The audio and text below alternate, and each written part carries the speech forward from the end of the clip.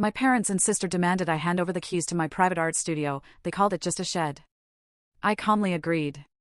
But when they showed up the next day to take it over and found nothing but an empty concrete slab, they had no idea what I had planned next. You know, the worst betrayals don't come from your enemies, they come from the people you love, wrapped in fake smiles and polite conversation. I learned that on a Sunday afternoon in May, watching my family casually dissect my life at the dinner table, explaining why I needed to give up the only space that was truly mine, my art studio. My name is Anne.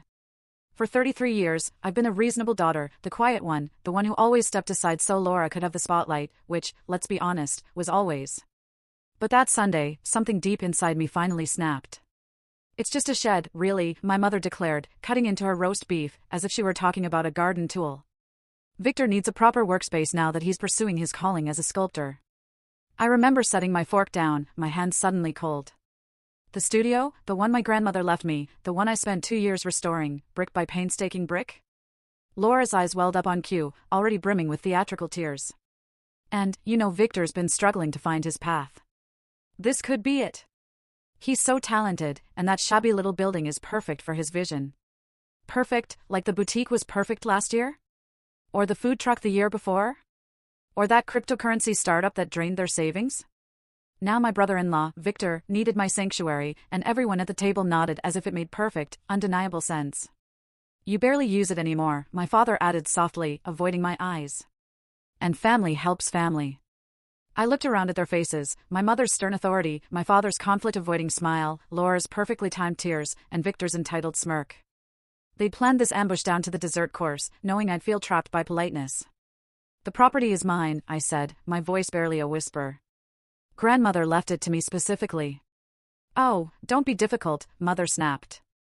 It's just sitting there collecting dust. Victor needs a new hobby.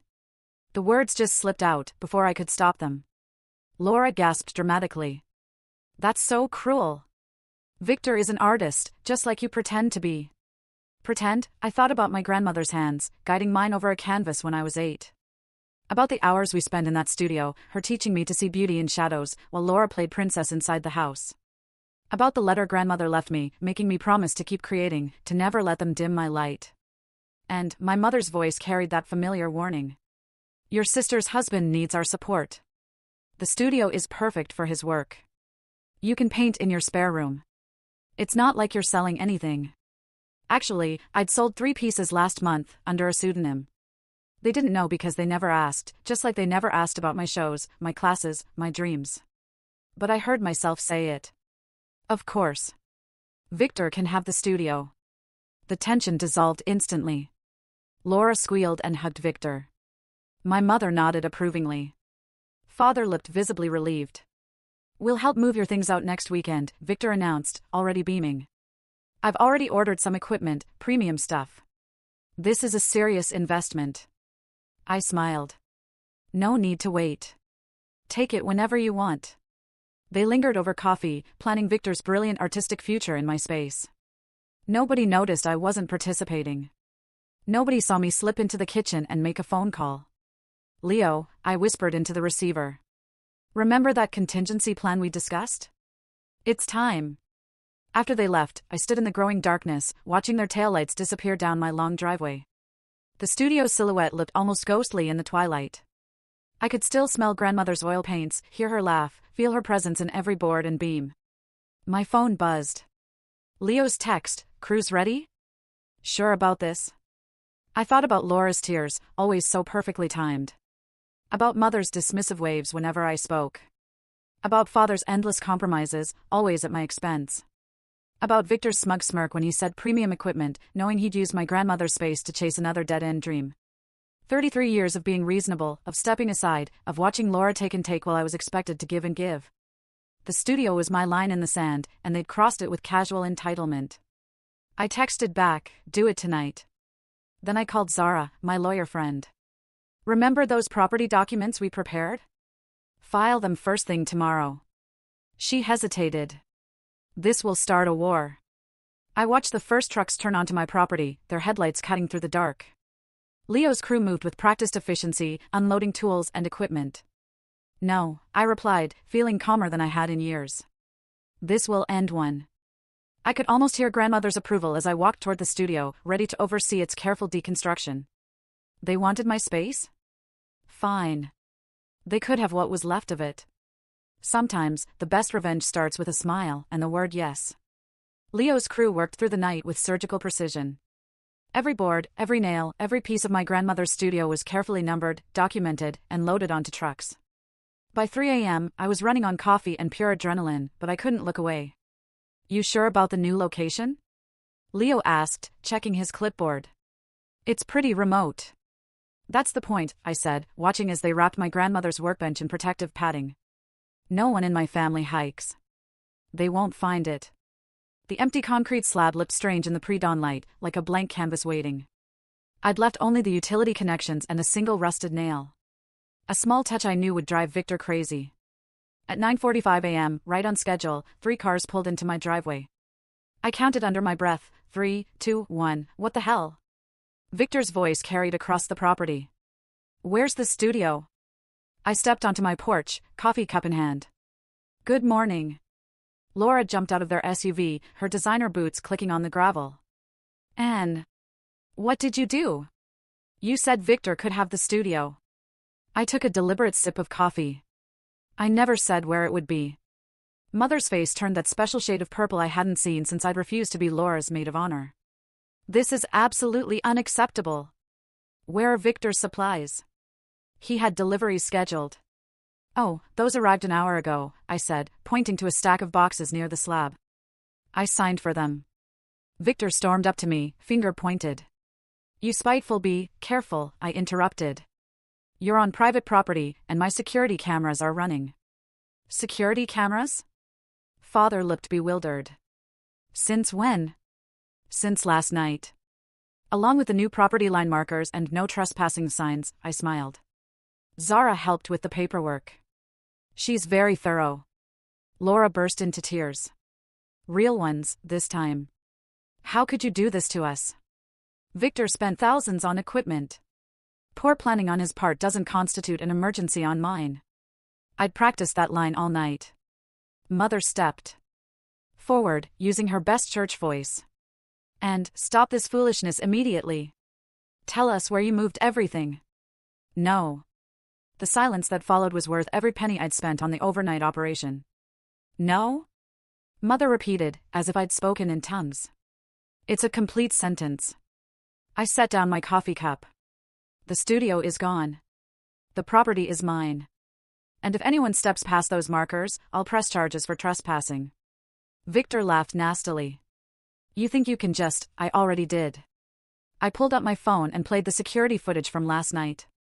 Legally documented removal of my property, with time-stamped video evidence. Would you like to see the permits? Your grandmother would be ashamed. Mother hissed. Something cold settled in my chest. Grandmother left me that studio in her will, specifically me. Want to know why? Laura stepped back suddenly, uncertain. Good. She remembered. I continued, she knew exactly what would happen. She watched for years as you took everything I loved. My college fund for Laura's wedding. My apartment deposit for Victor's food truck. My savings for their temporary mortgage help. We're family. Father pleaded. We help each other. No. You help Laura. I help Laura. Everyone helps Laura. I met his eyes. Not anymore. Victor grabbed one of his equipment boxes. This isn't over. I'll sue for what I raised an eyebrow. The studio you never owned? The space you have no legal claim to? Please try. Zara would love to countersue for harassment. They stood there.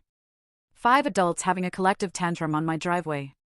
It was almost artistic, the way Mother's hands twisted her purse strap. How Laura's mascara ran perfectly down one cheek. Father's lost puppy expression. I should paint it someday. Leave, I said quietly. Now. Before I call the police. Mother opened her mouth, but Father touched her arm. He knew my tone. The same one Grandmother used when she'd truly had enough. They retreated to their cars, Laura's sobs echoing across the property as their vehicles disappeared down the driveway. Leo's truck pulled up. He'd been watching from the road, ready to intervene if needed. You okay? He asked, joining me on the porch. I watched the dust settle on my driveway. They called it just a shed. I know, he handed me a set of keys. The studio's secure at the new location. We can head up whenever you're ready. I pocketed the keys, feeling their weight like a promise. This was just the opening act, you know. Yeah, Leo grinned. What's Act 2? I smiled, thinking of the documents in my safe, the evidence I'd gathered, the plans laid out like brushstrokes on canvas. Let's just say Victor isn't the only one with deliveries scheduled. The security company finished installing the cameras and motion sensors around the empty concrete slab 3 days after the studio disappeared. I watched the technician test the system, thinking about Victor's 2 attempted break-ins over the weekend. Both times he'd left before the police arrived, but I had it all on my phone's camera. You've got quite the setup here, the technician said, adjusting a sensor. Planning for trouble? No, just documenting it. My phone buzzed. Zara, got a minute? You need to see these documents. 20 minutes later, I sat in her office, staring at a stack of papers that proved what I'd always suspected about Victor's past business ventures. So, the food truck wasn't just a failure, I said, reading through bank statements. It was fraud. Zara nodded. He never had the permits, used the startup money to pay off gambling debts, and that's not all. She slid another folder across her desk. Remember Sean? Victor's old partner, the one who disappeared after their tech startup crashed? He didn't disappear. He was threatened. Zara tapped the folder. Victor borrowed money using forged documents. When Sean discovered it, Victor threatened to implicate him in the scheme. I thought about Sean. Quiet, honest Sean, who'd attended our family dinners until suddenly he hadn't. Does he still have proof? Better, Zara smiled. He's willing to testify. My phone buzzed again. Mother had sent a group text, family meeting tonight. Non-negotiable. And this behavior stops now. I showed Zara the message. She snorted. Perfect timing. Want me to come? No, but have those cease and desist letters ready to send tomorrow. The family meeting was at my parents' house. Neutral territory. Or so they thought. I arrived exactly on time to find them already seated in the living room, like a tribunal. And, Mother began, this has gone far enough. Your sister is devastated. Laura sat on the couch, dabbing her eyes. Victor's reputation is ruined. His art contacts won't return his calls. Art contacts? I pulled out my phone. You mean the fake references he listed on his grant applications? Victor stood up. You don't know what you're talking about. Actually, I do. I opened my email. Sean sends his regards. The color drained from Victor's face. Laura looked confused. Who's Sean? Sean, tell her, Victor. Tell her about the startup money, the forged documents, the threats. What threats? Laura turned to her husband. Victor. I kept going. Tell her about the food truck permits you never filed, the health code violations you covered up, the gambling debts you paid with her trust fund. Stop it. Mother shouted. These are private family matters. No. These are legal matters. I held up my phone. And I have proof of all of it.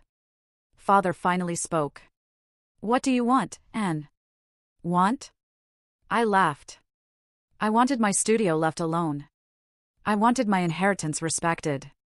I wanted one thing that was mine to stay mine. So this is revenge? Laura's voice cracked. Destroying my marriage over a shed? Your marriage was destroyed by lies. I'm just turning on the lights. Check your bank accounts, Laura. The freeze isn't from me. It's from the fraud investigation. Victor's previous victims finally reported him. Victor lunged forward, but Father caught his arm. Don't, he warned. She's recording everything. Smart man. I walked to the door. Oh, and Victor, those art supplies you left on my property? They'll be donated to the community center tomorrow. Consider it restitution for all the supplies you stole from Sean's studio. You can't, he started. I can. I did. And tomorrow, Zara's sending cease and desist letters to everyone involved. Try to enter my property again, and you'll be arrested. Mother's voice turned sickly sweet. Darling, we can discuss this reasonably. No, we can't, I opened the door. You taught me that on Sunday. As I walked to my car, my phone buzzed. A text from Sean, "Got your message. Ready to talk whenever you are." I smiled, thinking of the evidence he had, the story he could tell.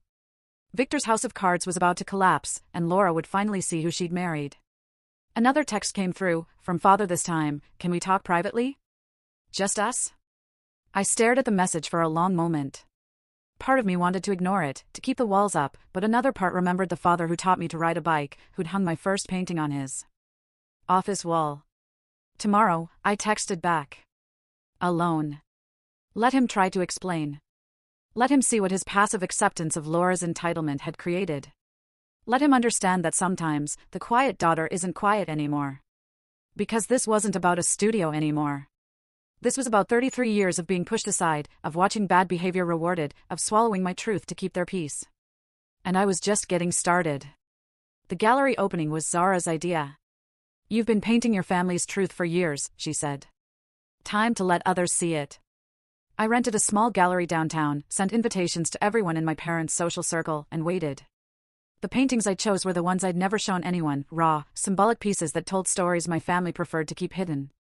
On opening night, I stood in the center of the gallery, watching faces I'd known since childhood as they realized what they were seeing. Mrs. Peterson, my mother's bridge partner, stared at Sunday Best, a painting of a woman with a porcelain smile and clawed hands counting money in a church pew. "Is that?" she whispered to her husband. "The centerpiece is called Sister's Keeper," I said, approaching them. "Notice the burning cradle in the background?" The painting showed Laura standing over flames, her face serene as she counted dollar bills. Behind her, smoke rose from a baby's cradle. A clear reference to the accident with my childhood art supplies that Laura had blamed on me. "These are unusual," Mrs. Peterson managed. "They're true," I replied. "Every single one." The crowd grew larger. I'd timed the opening to coincide with the monthly art walk, ensuring maximum exposure. People clustered around Father's shadow, murmuring about the man made of tissue paper, bent by invisible winds. "Anne." Mother's voice cut through the gallery. "What have you done?" She stood in the doorway, Father behind her, both dressed for their usual Thursday dinner at the country club. Someone must have called them. "Welcome to my show," I said. "Would you like a tour?" Mother's eyes darted around the room, recognizing faces from church, from her charity committees, from the country club board. "Take these down, now. They're for sale." Actually, I gestured to the red dots already marking several pieces. People seemed quite interested in family dynamics. Father walked slowly to the inheritance, a triptych showing hands passing gifts over a crying child's head. His face went pale. "You can't do this," Mother hissed. "This is private family business." "No, this is art." I handed her a price list, and it's selling quite well. A small crowd had gathered around Laura's crown, a piece showing my sister as a paper doll wearing a crown of thorns and dollar signs. Someone gasped as they recognized her. "That's the minister's favorite family," I heard someone whisper. "The perfect daughters." Mother grabbed my arm. "You're destroying everything we built." "You mean the image you built?" I pulled free. The careful fiction of the perfect family. And Father's voice cracked. "Please, oh, you'll love the back room," I said. "It's called the Enabler Collection." Before they could respond, my phone buzzed. A text from Laura, taking Victor to rehab. "Don't tell Mom." I smiled, showing Mother my phone. "Looks like I'm not the only one exposing truths tonight." She read the message, her face crumpling. Behind her, Mrs. Peterson was already on her phone, no doubt spreading the news through her extensive social network. "You've ruined us," Mother whispered. "No," I pointed to family portraits, a series showing masks cracking to reveal real faces beneath. "You did that yourselves. I'm just the historian." Father touched Mother's shoulder. "Angela, let's go." "This isn't over," she said, but her voice shook. "Actually, it is." I handed her a gallery catalog. Page 12 shows my next exhibition. It's called Grandmother's Will. All about the real reason she left everything to me. They left quickly, Mother's heels clicking on the hardwood floor. Through the gallery windows, I watched them argue in their car before driving away. Zara appeared at my elbow. "You okay?" "Better than okay." I watched as another red dot went up beside Sister's Keeper. The truth looks good on canvas. My phone buzzed again. An email notification. My online gallery, under my pseudonym, had just sold 3 pieces to a major collector. The same collector who'd been buying my work for months, never knowing the quiet artist was the eldest daughter of his golf partner. Want to know the best part? I showed Zara the email. Dad's been unknowingly bidding against himself. He loves my work when he doesn't know it's mine. The gallery continued to fill with people, their whispers growing louder as they recognized faces and stories in my paintings. By midnight, most pieces were sold, and my family's carefully constructed image lay in artistic ruins. In my studio, my hidden, rebuilt sanctuary, I had already started my next series, paintings about redemption, about consequences, about the price of silence and the cost of speaking up. Let them see it all. Let them finally see me. Because sometimes, the best revenge isn't served cold. It's served in full color, framed and priced to sell. I was in my hidden studio when Leo called. You need to see this, he said. Victor's launched a Kickstarter campaign. 5 minutes later, I watched the video on my laptop, torn between laughter and disbelief. Victor, looking appropriately disheveled after his 3 days in rehab, stared soulfully into the camera. Art is about truth, he said, his voice trembling. And the truth is, I've been wronged. A vengeful family member stole my creative space, destroying my dreams of bringing beauty to the world. He's got to be kidding, Zara said over speakerphone. Wait for it, Leo replied. The video continued, showing Victor walking around the empty concrete slab on my property. This was supposed to be my studio, my sanctuary, but jealousy and greed took it away. I checked the campaign details. He was asking for $50,000 to rebuild his dream and fight legal persecution. Send it to Sean, I told Zara. He'll want to see this. Within hours, Sean had emailed back with a folder of screenshots, years of messages showing Victor's pattern of fraud, including the threats that had silenced Sean initially. Ready to go public? I texted him. Do it, he replied. I was about to forward everything to a local reporter when Laura called. Surprising myself, I answered. He's gone, she said, her voice raw. Left rehab this morning. Emptied our accounts. All of them. Everything except. She took a shaky breath. Except what he couldn't access, the trust fund Daddy froze last week. I sat down, processing this. When did Dad freeze the accounts? After your gallery opening. He said he needed to protect me from myself. She laughed bitterly. Turns out he needed to protect me from Victor. My phone buzzed. Another call coming in. Hold on, I told Laura. It was Sean. Victor just tried to use my old business credentials to apply for a loan, he said without preamble. I've got it all documented. I switched back to Laura. Where are you? Home. I mean, at Mom and Dad's. I can't stay in our house alone. Stay there, I grabbed my keys. I'm coming over. Mother opened the door when I arrived, her face tight. Here to gloat? Here to help, I corrected, walking past her. Laura sat in the kitchen, surrounded by papers, bank statements, credit card bills, loan documents. Her hands shook as she sorted through them. He forged my signature, she whispered, multiple times. The food truck, the tech startup, even. She held up a document. Even the papers about your studio. He faked my support for his artistic vision to get emergency permits. Laura, I said quietly. We need to call the police. Already did, Father said from the doorway. They're looking for him. Mother made a distressed sound. This is private family, no. Laura interrupted. No more private family business. No more covering up. Look what that got me. I sat beside my sister, seeing her clearly for the first time in years. The perfect daughter, the golden child, reduced to sorting through evidence of her husband's crimes. His Kickstarter campaign, I said gently. We need to report it. Laura nodded. Do it. Do whatever you need to do. Mother started to protest, but Father touched her shoulder. Angela, enough. Let the girls handle this. My phone buzzed again. A news alert, Victor's campaign had been suspended for fraud investigation. The comment section was filling with people sharing stories of his past scams. It's going viral, I told Laura. She closed her eyes. Good.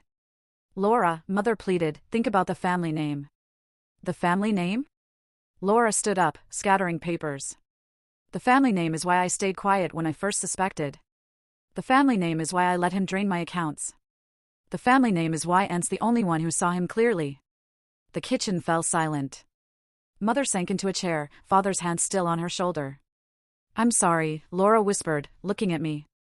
I'm so sorry for everything. I thought about the painting in my studio, the new one still unfinished, a portrait of two sisters, backs turned to each other, connected by tangled strings. Help me, Laura said. Help me fix this. Mother made a small, broken sound. Father's hand tightened on her shoulder.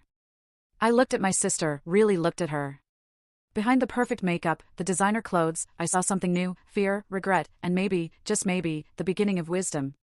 Okay, I said. But we do this my way. Complete honesty. No more covers, no more lies. Laura nodded, tears spilling. Your way. I pulled out my phone and called Zara. Remember that evidence file we compiled? Bring it all, and call Sean. We're going to need his statement. Because sometimes, revenge isn't about destroying people. Sometimes it's about destroying the lies that destroyed them first. The diner was nearly empty when I met Father for breakfast. He sat in a corner booth, looking older than I'd ever seen him, stirring his coffee without drinking it. Thanks for coming, he said as I slid into the seat across from him. You said it was important. I ordered coffee from the waitress, watching him fidget with his napkin. The police found Victor, he said finally. In Las Vegas. He'd lost everything at the tables. Everything of Laura's, you mean? He winced. Yes. And there's more. The detective called this morning. Other victims are coming forward. Other families, other pretty daughters. I couldn't help but ask. Anne. He set down his spoon. I know I failed you. Both of you. I thought keeping peace was the same as keeping family. The waitress brought my coffee. I added cream, taking my time. Your grandmother, he continued. She tried to warn me. About Victor, about how he treated you, about everything. I know, I met his eyes. She told me. She did. The day she changed her will. I pulled an envelope from my bag, the letter I'd kept sealed for years. She left me more than just the studio, Dad. His hands shook as he took the envelope. What do you mean? Read it. He unfolded the letter, his face growing paler with each line. This can't be right. The family house, I said quietly. The one you and Mom remortgaged to pay for Laura's wedding? Grandmother never signed over full ownership to you. She kept controlling interest in a trust for me. He looked up, bewildered. But we've been living there for 30 years. Under a trust agreement that required you to treat all grandchildren equally, I took a sip of coffee. She documented everything, Dad. Every time you chose Laura over me, every investment in Victor's schemes, every college fund drained. Why didn't she say anything? She did. You didn't listen. I pulled out another document. This is the trust violation notice. One signature, and the house reverts to me. He stared at the paper, then at me. You wouldn't let Victor take my studio? The silence stretched between us, filled with 33 years of choices. What do you want? He asked finally. What I've always wanted, Dad. For someone in this family to choose me first. Just once. He reached across the table, but I pulled back. Don't, I said. Don't try to fix this with a hug or a promise. This isn't about feelings anymore. It's about consequences. We can work something out, he pleaded. For Laura's sake. I stood up so quickly my coffee spilled. For Laura's sake? Even now? Even after everything she's lost, everything because you and Mom never let her face consequences? My voice carried across the diner. Because you taught her that she could take whatever she wanted? Because you made me her safety net for so long that she forgot how to stand on her own? Please, he whispered. The house. Your mother would never recover. Like I never recovered from watching you bankrupt my future for Laura's dreams? I placed a business card on the table. That's Zara's number. She'll handle the trust execution. And you have a choice, Dad. For the first time, you have to actually choose. Either sign the house over to me voluntarily, or I'll execute the trust violation clause and take it legally. He picked up the card with trembling fingers. And then what? Then maybe you'll understand what it feels like to lose your sanctuary. I walked out of the diner into the morning sun, my hands shaking. My phone buzzed. Laura, the detective needs more documentation, she said, about Victor's past frauds. I'll have Zara send everything, and her voice cracked. Did you meet with Dad? Yes. The house? Are you really going to? Yes. A long pause. Good, she said quietly. What they need to understand, what it feels like, what they did to you, what they let happen to both of us. I leaned against my car, suddenly exhausted. When did you get so insightful? When I lost everything except my big sister, she paused. The sister I never deserved. Through the diner window, I could see Father still sitting in the booth, staring at Zara's card like it held the secrets of the universe. We can't go back, I told Laura. I know, she replied.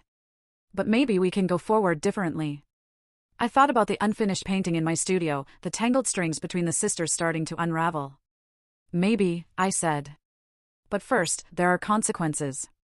I know, Laura whispered. I finally know.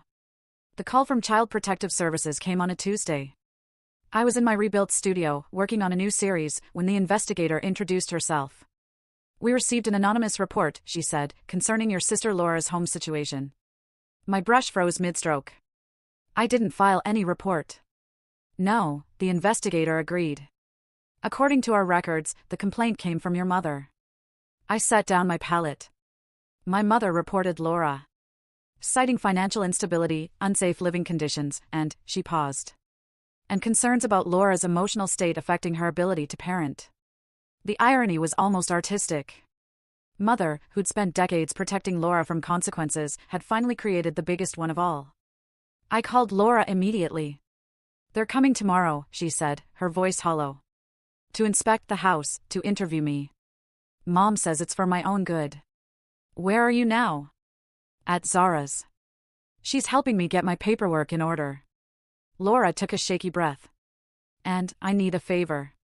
Come to the house inspection. Be my witness. Show them I'm not, that I'm trying. I thought about all the times Laura had asked for help before, all the times it had been a manipulation. But this time, her voice held something new, humility. Okay, I said. I'll be there. The next day, I watched the CPS investigator walk through Laura's house. It was clean, organized, clearly prepared for inspection. Laura followed behind, answering questions with a calm I'd never seen in her before. Your financial situation? The investigator asked. I've frozen all joint accounts, Laura replied, filed for divorce, started counseling, and... She glanced at me, my sister's helping me find work at the Community Arts Center. This was news to me, but I nodded when the investigator looked my way. And your mother's concerns about your emotional stability? Laura straightened her shoulders. I'm in therapy twice a week, dealing with years of enabling behavior and codependency, learning to stand on my own. The investigator made notes, then turned to me. And you're supporting this transition? Yes, I said. For the first time, my sister's facing reality, and she's stronger than anyone gave her credit for. After the investigator left, Laura collapsed onto her couch. Mom really did it. She really reported you to control you, I said, to force you back home. I know. Laura stared at her hands. That's why I'm not fighting the house transfer. You should have it. All of it. My phone buzzed. A text from Leo, your mother's causing a scene at the gallery. Speaking of control. I showed Laura the message. Want to watch Mom's last stand? We arrived at the gallery to find Mother in full meltdown, screaming at my latest exhibition. The centerpiece was a large canvas titled Mother's Love, showing a woman building a cage out of gold bars. You ungrateful, spiteful child, she yelled when she saw me. First the house, now this. The house was grandmother's decision, I said calmly. The art is mine. Mom, stop. Laura stepped forward. Mother spun toward her. You. How dare you side with her after everything we've done? That's exactly why, Laura interrupted. Everything you've done, everything you let happen, everything you made and suffer through. I protected you. No. Laura's voice was firm. You crippled me, and you used and to do it. The gallery had gone silent, visitors pretending not to watch the drama unfolding. Mother looked around, suddenly aware of her audience. This is private. Nothing's private anymore, I said. Grandmother knew that would be the only way to break this cycle. Public consequences for private crimes. Your father will hear about this. Dad signed the house transfer this morning, Laura said quietly. It's done, Mom. We're done. Mother's face crumpled. For a moment, I saw past the rage to something smaller, something frightened. A woman watching her carefully constructed world collapse. Where am I supposed to go? She whispered. That's not our problem anymore, I replied. For once, Mother, you'll have to solve your own crisis. She left without another word, her heels clicking on the gallery floor like a countdown. Laura watched her go, then turned to me. The community center, she said. Did you mean it, about helping me find work? I looked at my sister, really looked at her. The designer clothes were gone, replaced by simple, practical wear. The perfect makeup had given way to clean skin and honest eyes. Yes, I said. If you're serious about teaching art to kids. I am. She smiled slightly. Turns out I learned something from watching you all these years. About resilience, about creativity, about truth. I gestured to the painting of the golden cage. Truth isn't always pretty. No, Laura agreed. But it's always art. My phone buzzed again. Father, this time, your mother's gone to your aunt's. The house is empty. What now? I showed Laura the message. She read it, then looked at me with clear eyes. Now, she said, we paint something new. The autumn breeze carried the scent of oil paints through my hidden studio's open windows. I stood before a massive canvas, adding final touches to what might be my most honest work yet, a triptych showing 3 generations of women, their faces both masked and revealed. That's grandmother in the middle, isn't it? Laura asked from the doorway. She carried 2 cups of coffee and a folder of student artwork from her community center classes. Yes, I stepped back, studying the brushstrokes. She's holding the strings. And Mother's on the left, trying to cut them. Laura sat down the coffee. While we're on the right. Tangled, but free. Getting there. She spread her students' drawings across my workbench. The kids loved your visit yesterday, especially when you showed them how to mix colors. They're talented. I picked up one drawing, a surprisingly sophisticated study of light and shadow. This one has real potential, like you did at that age. Laura's voice held old regret. Before I ruined your supplies. We're not doing that. Anymore, I reminded her. Forward. Remember? My phone buzzed. A text from Father, drove by the old house today. The new color suits it. I'd painted it deep blue, like the night sky. Mother, still living with our aunt, had called it garish. Father, now renting a small apartment across town, had started sending photos of other blue houses he spotted, like peace offerings and pixels. Did you see Victor's sentencing made the news? Laura sipped her coffee. 3 to 5 years for fraud. You doing okay with that? She considered the question. Better than okay. It feels clean. Like lancing a wound. The studio door creaked. Leo, arriving with his toolbox. Ready to hang those new shelves? Perfect timing. I pointed to the wall I'd cleared. The lights are best here. Laura gathered her students' artwork. I should head back to class. We're doing self-portraits today. Real ones or masked ones? I asked. She smiled. A real smile, not the perfect one she'd worn for years. Real. Only real from now on. After she left, Leo started measuring the wall. She's different. We all are. I turned back to the triptych. Even Mother, maybe. Speaking of, he pulled an envelope from his pocket. She left this at my shop. Asked me to give it to you. The letter was short, written in Mother's precise handwriting. The blue house hurts my eyes, but I understand why you painted it. I understand more than I want to. Your grandmother would be proud of you both. Maybe someday I can be too. Mom? You okay? Leo asked quietly. I folded the letter. Carefully. Getting there. He touched my shoulder, then went back to his measurements. I picked up my brush, adding one final detail to the triptych, a small blue house in the background, its door standing open. Zara called while Leo worked. The trust paperwork is complete. The house is officially yours, free and clear. And the studio's location is still secret, though Laura's the only one still looking. Let her look, I said. She'll find it when she's ready. After Leo left, I sat in my grandmother's old chair, the one piece I'd kept exactly as it was. Her apron still hung on a nearby hook, paint-stained and perfect. You knew, didn't you? I said to the empty air. You knew it would take something this big. The breeze stirred the apron strings like an answer.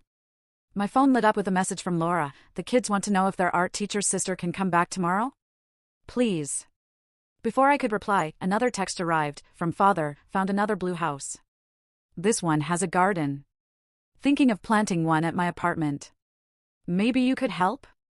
And finally, from Mother, the blue is growing on me. Like truth does.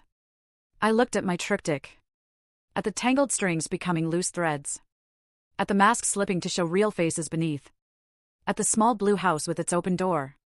They called it just a shed. A simple studio on a concrete slab. But it was always more than that. It was the key that unlocked everything we'd kept locked away. I picked up my brush one last time, adding a tiny figure walking through that painted door. Walking forward, not back. Walking free. Because sometimes, revenge isn't about destroying what was. Sometimes it's about building what could be. I signed the painting with my real name. No more pseudonyms needed. Then I texted Laura, same time tomorrow.